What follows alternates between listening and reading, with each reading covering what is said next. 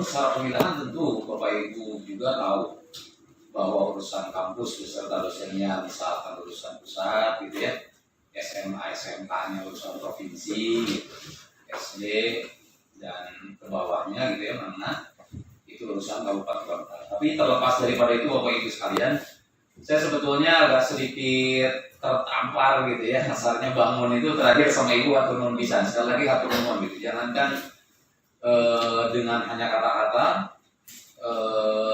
terakhir ketika guru yang demo sekalipun kemarin, kenapa saya mau menghadiri mereka gitu ya, datang di tengah demo. Jadi alhamdulillah gitunya, perkenalan dulu ya Bu ya. Jadi maksudnya biar dari hati ke hati lah. Ini obrolan pendidikan itu jangankan pendidikan gitu ya, banyak hal gitu. Jadi saya baru Bapak Ibu sekalian di Dewan itu baru. Saya asli itu orang Bandung lahir, tapi karuhunna di KBB. Bapak guru gitunya, kakek lah, kakek dulu guru, terus paman guru, ada yang punya sekolah swasta juga ada. Walaupun saya lama aktif di partai itu lama, tapi bukan siapa-siapa gitu. Jadi kira-kira alhamdulillah lah dapat kepercayaan. Saya nyalon itu dari Dapil 13 Pak, dari Kuningan, Ciamis, Pangandaran, Banjar gitu. Bapak Ibu sekalian, nama saya Maulana Yusuf, bisa dicek di medsos lah, terutama IG, di Facebook juga ada. Karenanya saya dulu aktivis, gitu ya. Jadi alhamdulillah lah, mudah-mudahan ideal saya nggak luntur begitu saja Bapak Ibu sekalian. Lamun sombong nah, gitunya Bapak Ibu sekalian, ya sekali lagi mohon maaf, bisa dicek di medsos sekali lagi. Perasaan saya tuh habis kunjungan kemanapun saya tulis, kritik saya tulis, bahkan saya muat di media. Terakhir itu saya muat di media itu opini saya di Tribun Jabar, bisa dicek judulnya itu daerah tadi. Seperti biasa memang kita ada kegiatan yang lain lah, tapi syukur alhamdulillahnya seperti ini, bahwa waktu beberapa saat lalu ada demo para guru kemarin, kebetulan juga alhamdulillah yang menerima itu saya gitu. Jadi mudah-mudahan kehadiran Bapak Ibu sekalian hari ini mendapatkan tambahan lain lah, pengetahuan lain di dunia pendidikan, khususnya di Jawa Barat, seperti itu. Amin. Bapak Ibu sekalian, sambil dilihatnya, mungkin Ku Abi diserahkan ke Ibu atau nanti kamu Pak? Oh, ke Ibu lah, kamu mengawali kunjungan dia atau Assalamualaikum warahmatullahi wabarakatuh. Waalaikumsalam. Selamat pagi semuanya. Wilujeng Enjing. Hatur nuhun ya, sudah kempol ya, sudah kumpul di sini. Bismillahirrahmanirrahim. Wassalatu wassalamu ala asrofil anbiya'i wal mursalin wa ala alihi wa sahbihi ajma'in. Asyhadu an la ilaha illallah wahdahu la syarikalah wa asyhadu anna Muhammadan abduhu wa rasuluh. Yang saya hormati Bapak Pimpinan Komisi 5, dalam hal ini mewakili Bapak Untung. Yang saya hormati Bapak Wakil DPD LSM Pendidikan Provinsi Jawa Barat, Bapak Dr. Itu Turyandi SAP MAP. Yang saya hormati Ibunda tercinta Ibu Emma. Tidak diterimanya kenapa? Alasan hanya zonasi. Zonasi itu 390 meter itu dari rumahnya Pak. Itu nggak masuk akal karena zonasi 1.300 sampai 1.800. Nah, lalu saya buat surat karena saya ke SMA 14 kurang bagaimana, ya saya buat surat langsung ke inspektorat, langsung ke PJ Gubernur Pak Balai kemarin. Memang dari Biro Umum itu ada pembina DPD di sini Pak. Beliau dari Biro Umum sudah Pak Adik bayangkan saja kalau untuk memperjuangkan nasib orang itu, saya perjuangkan. Ketika sudah saya perjuangkan surat, saya tembus ke CD7, saya tembus ke Pak Sekdis di Provinsi Jawa Barat. Kebetulan sekarang dia udah pindah ke Cirebon ya, menjabat PJ Bupati. Jadi saya bingung hari ini dari distrik ada nggak yang ini, rupanya nggak ada, mungkin masih peralihan jabatan ya, masih begitu. Ya belum, masih transisi, jadi masih belum ini. Lalu dari CD7 disampaikan Bu Andi, katanya Bu Andi minta tolong ke MUU Pusenit SMA 14, kan di situ SMA 14 posisinya di dalam komplek Pusenit Pak. Kebetulan saya di Pusenit juga suami, tapi saya tidak melihat siapa beliau. Yang saya lihat adalah saya ketua DPD Pendidikan yang harus memperjuangkan hak rakyat, itu yang saya perjuangkan. Jadi Pusri pun menelpon dan merapat ke saya untuk meminta maaf dan sebagainya, tapi surat sudah dilayangkan. Jadi ketika sudah dilayangkan, dari pihak sekolah menelpon orang tua siswa untuk mencabut surat yang sudah masuk di inspektorat yang saya tanda tangani itu. Jadi karena anaknya mau diterima, akhirnya dicabut. Saran saya sudah, Pak, kalau begitu cabut demi anak ini daripada tidak sekolah begitu. Nah, itu yang pertama. Yang kedua, masalah ijazah, penahanan ijazah, Pak. Saya menangani lebih dari 160 yang sudah saya keluarkan.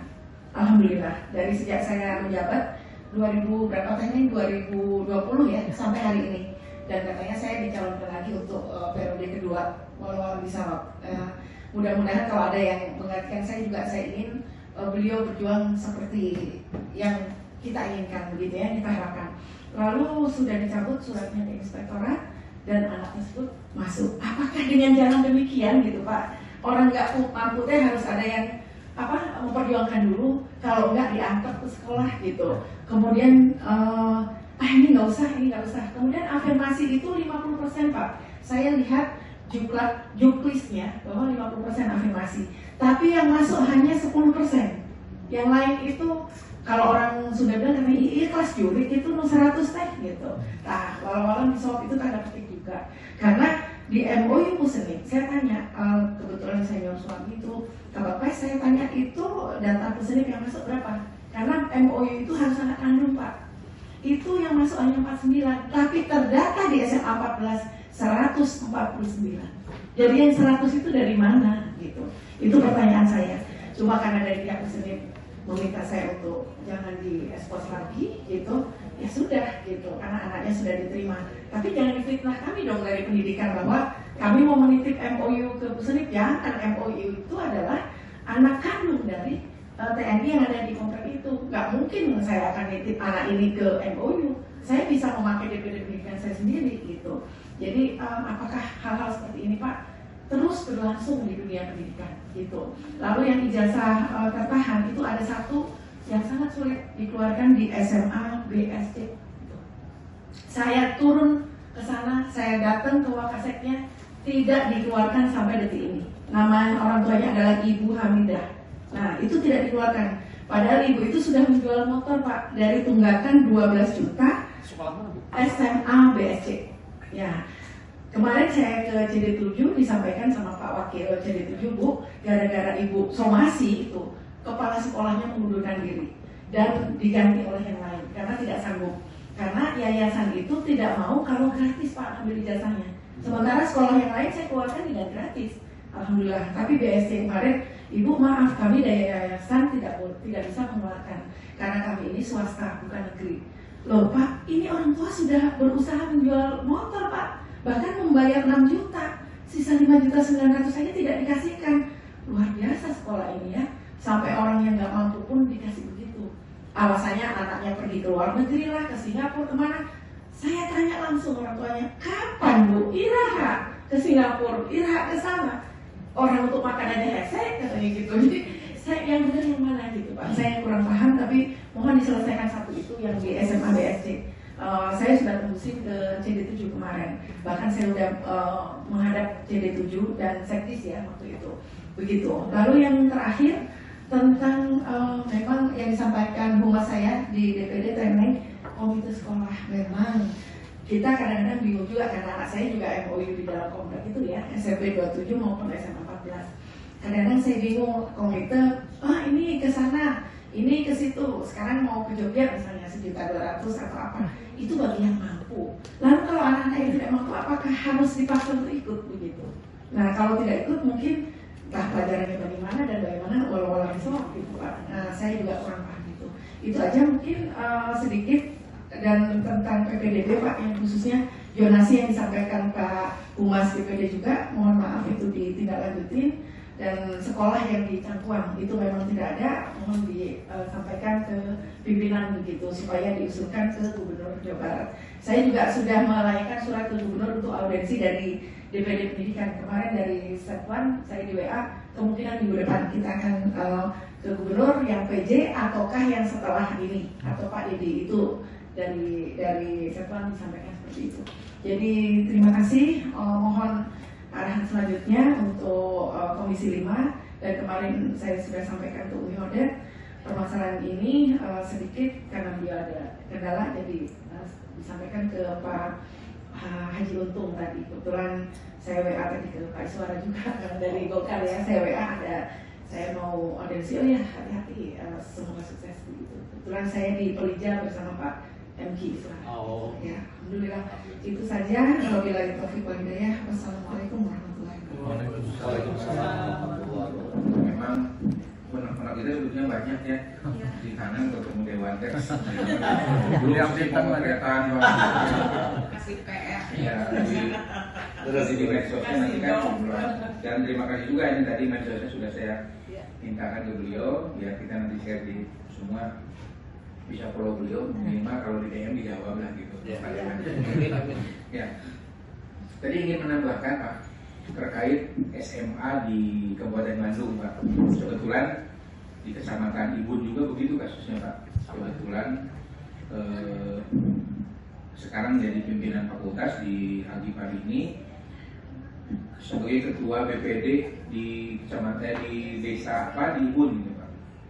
Ini kasusnya terkait mengenai SMA. Jadi Pak Bupati waktu itu sebelum pemilihan menyampaikan bahwa ya SMA itu orang Pemda itu saya sebenarnya jadi tongkat provinsi nanti Pemda mengajukan. Ya tapi setelah kemarin diputuskan menang dan sebagainya, jadi ramai lagi karena dapat penolakan dari sekolah-sekolah swasta Pak. Kalau di Ibun itu ada karya pembangunan kalau nggak salah yang lain sampai ya KP itu sampai 1, 2, 3 sampai 5 kalau nggak salah. Itu di demo juga Pak. Jadi mungkin Pak Bupati dia bingung, di satu sisi ingin menyampaikan bahwa sekolah negeri itu dibutuhkan di wilayah Kabupaten Bandung itu, tapi di sisi lain sekolah swasta juga menolak gitu untuk pegawai negeri untuk SMA negeri ini. Nah ini juga kan harus diatur sedemikian rupa mungkin oleh Dewan ya di provinsi terutama terkait dengan SMA ini. Tapi di sisi lain memang kalau SMA KP itu ya tadi akhirnya Pak Bupati ngupahan karya pembangunan ini ya dengan menebus hampir 600 atau 800 ijazah SLTA-nya. Nah kejadiannya kan ini tetap ya mungkin Pak Dewan harus dipantau juga nih kondisinya. Jadi jangan sampai mungkin hanya diredam dengan mengambilkan ijazah, tapi kebutuhan kita sebagai masyarakat ada SMA negeri Pak. Walaupun ya di SMA negeri nanti bakal masalah barunya muncul, zonasi sama Bu. Saya juga bikin kakak loh sebetulnya untuk anak saya, tapi tetap tuh lolos. Karena apa? Ya lucunya gitu, anak saya dari SD di swasta di sekolah Islam bahkan boarding gitu ya. Kalau SMA-nya pengen ke negeri gitu, karena memang di tren Gen Z ini kalau negeri itu katanya lebih mudah masuk ke perguruan tinggi negeri unggulan.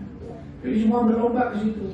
Saya kalau ke SMA 3, ke SMA 5 mungkin saya punya alamat di Jalan Sumber 30 sebenarnya masih bisa. Cuma saya nggak begitu juga lah, maksudnya tidak begitu mencolok. Saya juga kena juga Pak, tadi komite. Saya akhirnya ditawarin komite itu sekarang di SMA itu Pak per 3 tahun Pak. Ya, Bapak itu nih kalau salah ya.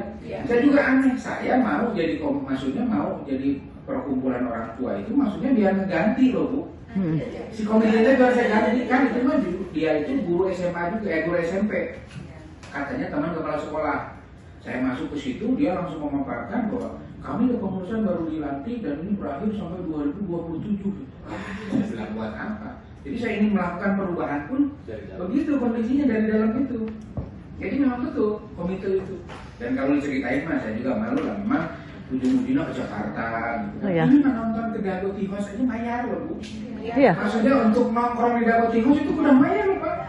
Tapi saya kan diupahan jadi korlan gitu, tapi saya nggak aktif lah. Buat apa saya bukan itu, tapi ingin merubah komitenya.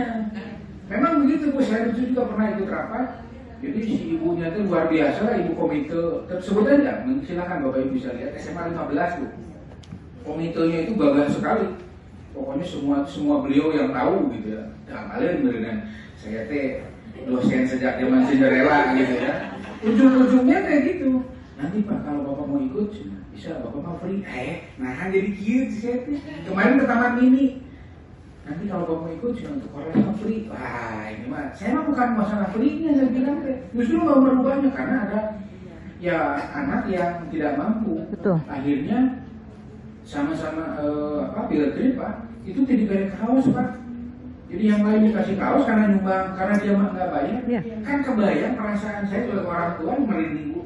Nah itu tong gitu-gitu tuh berarti kaos sebarang 50.000 paling juga kan gitu. Sampai sebegitunya nih urusan komite itu. Tapi tadi ternyata komite juga jadi 3 tahun. Nah sudah 3 tahun mengurusan kapan bisa merubahnya kita dari dalam. Anak saya keburu lulus Pak. Kayak itu. Nah berikutnya terkait untuk urusan ijazah sebetulnya banyak Pak, terutama ijazah yang kalau sekolahnya masih ada mungkin masih aman Pak. Ini sekolahnya itu sudah nggak ada sekarang Pak. Itu Pak jadi kendala. Anaknya itu mau kerja hanya bermodalkan surat keterangan lulus. Dia nyari ke sekolahnya sudah tidak ada Pak. Ini juga harusnya menjadi turun tangan dong dari dinas pendidikan gitu loh. Ya, saya sudah sampaikan ke dinas pendidikan juga ya segera pergantian kepala dinasnya langsung pura-pura apale gitu setelah itu. Maka ini juga menjadi bagian Pak dari bagaimana fenomena di masyarakat yang notabene tadi tingkat kesejahteraannya itu di bawah ke rumah can mayar ke sekolahnya budaknya pengen kerja ingin meningkatkan derajat orang tuanya ternyata ijazah nanti ada sekolahnya terus pindah ini menjadi kendala juga kan. Nah jadi maksudnya mungkin nanti dari sisi kebijakan untuk semakin mengentarkan bagaimana kondisi-kondisi itu gitu Pak. Terakhir mungkin ya Bapak Ibu pasti Ibu masih kena curhat urusan PIP, KIP gitu lah. Ya nanti kita sesi diskusi karena mungkin beliau banyak agenda ya. Tapi nanti mah ajak beliaunya jangan di sini. Nah itu kan di luar kan. Ya sulit kita. Jadi diskusinya lebih enak. Kalau di sini mah beliau banyak pengawal di belakang. Tapi kalau di luar kan kita lebih dekat lagi gitu kan. Ya siapa tahu kan kita bisa mengawal nanti kemana arahnya beliau karena kondisi ya PKB sedang jadi juara kan. Kebetulan mungkin ada yang baru ya Pak Sahrul Mubarak dari anaknya Pak Aceh Badang ya. Saya sebagai konsultan di Cipasung Pak. Jadi hafal betul lah gitu. Jadi mudah-mudahan Bapak nanti kan punya arahnya kemana. Kan kemarin juga ujung-ujung jadi gubernur, calon gubernur kan gitu. Kali aja Bapak juga berbintang di situ kan. Pada para dewan, khususnya yang membidangi dunia pendidikan ini, tolong kami minta bubarkan komite sekolah, bubarkan juga untuk korlasnya. Karena mereka hanya jadi pemanfaatan dari pihak sekolah. Sedangkan pihak sekolah itu sendiri seakan-akan cuci tangan. Mereka tidak mau mengotori tangan mereka, atau mereka tidak mau bahwasanya mereka meminta uang. Padahal orang-orang kayak komite sekolah, korlas itu hanya dimanfaatkan saja. Sementara korlas itu kadang tidak mengerti. Korlas kan koordinator ke sekolah itu harusnya membela kita, tapi karena tidak mengerti, akhirnya mereka tuh pengen kayak, wah saya ada di korlas nih. Jadi kepala sekolah memberitahukan atau komite menyuruh ini itu tuh selalu diiyakan. Kan Pak, orang tua siswa itu tidak semua punya uang kan? Betul. Tidak semua orang kaya bisa sekolah itu. Toh kita sudah anak-anak mengenyam bangku sekolah saja, mengikuti pelajaran di sekolah saja, itu sudah alhamdulillah. Nah kalau sekarang yang tidak punya uang dengan adanya komite, dengan adanya korlas, ada mahasiswa juga belum begitu banyak ya. Artinya sementara perjuangan dosen-dosen negeri dan swasta saya kira beda Pak. Kalau negeri di UIN saja, di UIN itu pendaftaran itu sampai yang tidak keterimanya saja ratusan Pak, mungkin ada ribunya. Itu yang tidak keterimanya. Nah, sementara di perguruan tinggi swasta, jangankan yang tidak diterima ribuan Pak ya, apalagi sekolah tinggi, akademi dan sebagainya. Itu mencari mahasiswa saja harus luar biasa gitu. Nah Bapak mungkin lebih mengerti. Nah itu yang pertama. Yang kedua, otomatis itu berimbas kepada salary dari para dosen-dosen, baik gaji ataupun yang lainnya. Kalau untuk gaji tentu kembali kepada yayasannya itu sendiri mungkin ya. Kemarin seperti disampaikan oleh Bu Ledia. Tapi yang saya ingin sampaikan, bagaimana perhatian pemerintah di Jawa Barat terhadap dosen-dosen akademisi swasta ini, Pak. Tadi disampaikan oleh Pak Sekjen, paling tidak itu pun yang mempunyai sertifikasi ya Pak ya. Yang tidak punya sertifikasi, repot lagi Pak ya. Lebih repot lagi, kasihan itu.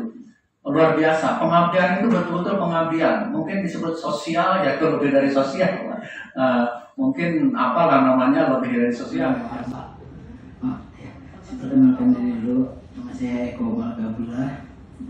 Saya dari Kabupaten Bandung. Nah, berkaitan zonasi ini karena berkaitan dari kebijakan yang harus dilakukan di tiap wilayah. Nah, apakah untuk wilayah Provinsi Jabar itu harus selalu manut misalkan itu aturan dari pusat, dan setiap wilayah harus mengikuti bahwa itu harus diterapkan di setiap wilayah provinsi. Nah, apakah sudah dievaluasi dari perjalanan yang selama ini berkaitan dengan zonasi itu? Nah, salah satunya saya sendiri sebagai orang tua murid, wilayah saya itu di kecamatan saya tidak ada SMA. Sebutkan saja itu di Kecamatan Cangkuang, Kabupaten Bandung, Bapak. Nah, itu. Ketika orang tua wali di wilayah kecamatan kami ini punya anak yang mau masuk SMA, itu kami sangat sulit sekali. Masuk ke Soreang tidak masuk zonasi, masuk ke Banjaran juga sama, tidak masuk zonasi. Nah itu terus saya sendiri hanya sebagai pedagang, Pak. Jadi saya nggak paham berkaitan dengan hal-hal yang semacam itu. Nah, sehingga mau tidak mau untuk demi anak itu kita harus nanya, harus nyari kan kemana ini. Tapi yang saya temui semuanya itu alur-alur yang ya bolehlah saya antar ke Soreang, saya antar ke Banjaran, tapi tetap ada permintaan gitu kan. Nah, jadi dan itu memang seolah-olah ini sudah alurnya seperti itu yang harus dijalani. Nah, sehingga saya waktu itu kebetulan saya nanyanya waktu itu dari tahun-tahun sebelumnya, sehingga saya ngobrol sama keluarga, kebetulan ada keluarga di luar kota, sehingga kami terpaksa memindahkan anak ke kota lain, ke neneknya. Jadi artinya saya harus berpisah dengan anak saya gitu, Pak, supaya anak saya bisa sekolah di negeri dan dianggap prioritas ya kan, sekolah negeri yang bagus gitu, Pak. Pindahlah kakaknya gitu kan. Nah itu, dan ternyata hal-hal semacam itu banyak yang dilakukan oleh yang lain juga gitu kan. Nah saya baru tahu bahwa ini proses-proses ini. Nah itu awalnya pindah kakak sebentar, akhirnya ada aturan harus setelah 6 bulan baru itu dianggap bahwa diakui untuk bahwa yang masuk di kakak tersebut sah jadi orang penduduk situ gitu. Nah itu terjadi sekali gitu kan. Nah dengan seperti itu, terus apakah hasil dari zonasi ini membuat kebaikan terhadap pendidikan? Kalau hanya pandangan saya ini ya Pak, kalau saya lihat nih justru jadi banyak indikasi-indikasi yang lain yang memanfaatkan kondisi seperti itu. Terus terhadap sekolah-sekolah yang tadinya favorit pun ini sudah mulai hilang, Pak. Bahwa itu harus diterapkan di setiap wilayah provinsi. Nah, apakah sudah dievaluasi dari perjalanan yang selama ini berkaitan dengan zonasi itu? Nah, salah satunya saya sendiri sebagai orang tua murid, wilayah saya itu di kecamatan saya tidak ada SMA. Sebutkan saja itu di kecamatan Cangkuang, Kabupaten Bandung, Pak. Nah, itu. Ketika orang tua wali di wilayah kecamatan kami ini punya anak yang mau masuk SMA, itu kami sangat sulit sekali. Masuk ke Soreang tidak masuk zonasi, masuk ke Banjaran juga sama, tidak masuk zonasi.